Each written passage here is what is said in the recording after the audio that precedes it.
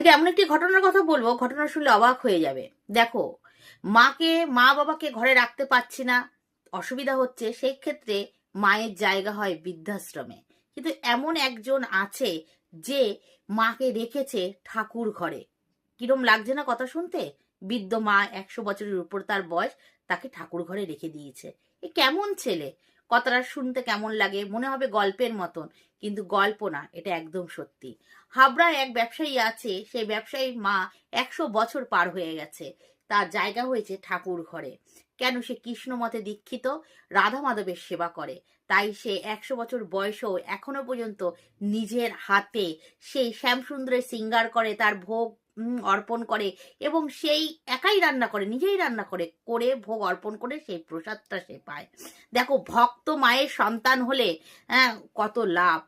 আর সংসারের কোনো কিছুর মধ্যে সে কিন্তু নাক গলায় না, সে খালি একটা কথাই বলে যে আমার সেবা, রাধা মাধবের সেবার জন্য যা প্রয়োজন সেইটুক জিনিস যদি ছেলেরা এনে দেয়, তাতেই খুব আনন্দ সে পায়।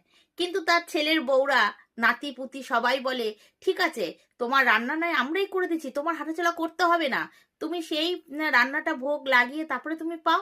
কিন্তু না, সে বলে নিজের হাতে সেবা করব, নিজের হাতে সেবা দেয়, জপ করে, মানে সে তার মতন করে রয়েছে, কোনো সংসারের ভিতরে ঢোকে না।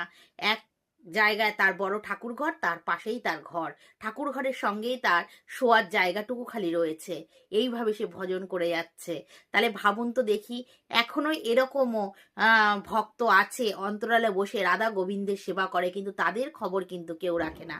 আমার এই ঘটনা চোখে পড়লো, তাই জন্য তোমাদের কাছে তুলে ধরলাম। আর ধন্য সেই ছেলে মেয়ে নাতিপুতি যারা, মানে দেখো, 100 বছর বয়স হয়ে যায়, তার নানা রকম বায়না, সেই বায়নাগুলো তারা মিটাচ্ছে। বলছে না, না এসব তোমার করতে হবে না, তুমি বিশ্রাম করো, বা তার এইসব এর জন্য বিরক্ত হয়ে তাকে বৃদ্ধাশ্রমে দিয়ে আসছে না।